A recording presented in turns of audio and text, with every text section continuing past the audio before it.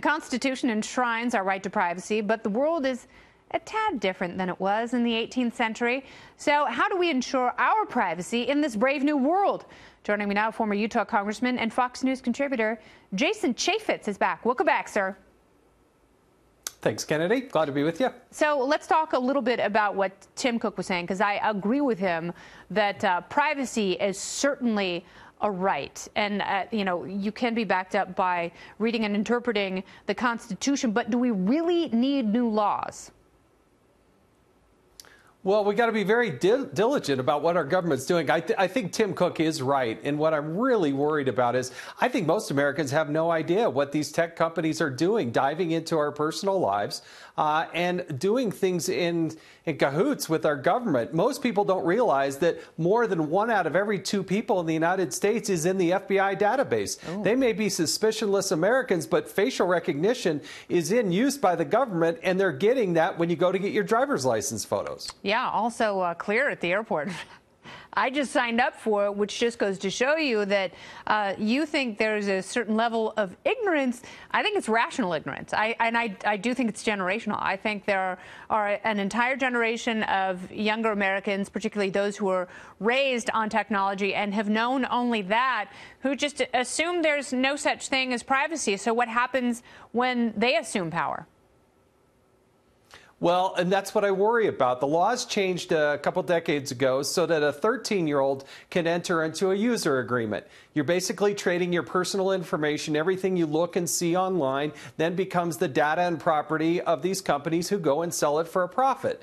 But what I think is you give that consideration and you get some value out of that, but you can't ever get out of that contract. That's what I worry about. I understand that, but there are 2 things here that I think are right. One, Tim Cook bringing up the implicit right to privacy in this country, and that being a natural right. Yeah. And number 2, the free market doing the job it's supposed to do without government force, which is someone saying to his competitors, you are stealing information. We are good at protecting that information. Therefore, people should buy our products. And I think that's why Apple has a lot of very devoted adherents.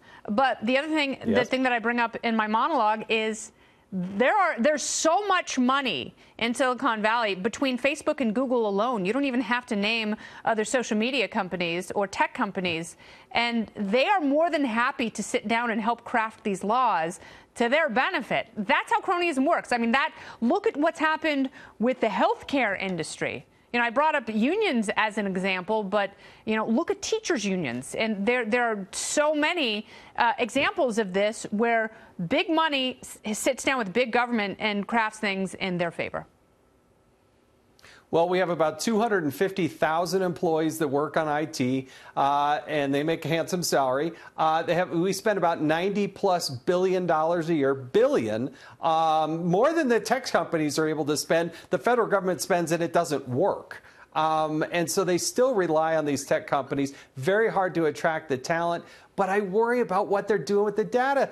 The government can't secure this information. They demonstrated that through the Office of Professional Management, OPM, but now they're out collecting the Department of Justice. You're suspicionless. Why am I in an FBI database and being able to be searched through public cameras when you've done nothing wrong? That is just wrong. We don't collect DNA. We don't collect fingerprints when you're born. But we are collecting now your face, and that scares me. No, biometrics, but that's the thing. That's the other thing. Tech will always be ahead of the government. So even if they pass some laws now, they will find a way to skirt around it, and that's fine as long as they're using technology to benefit humanity. If they're not, other tech companies should call them out. And I have more faith in the free market than I do the federal government. Jason Chaffetz, thank you very much.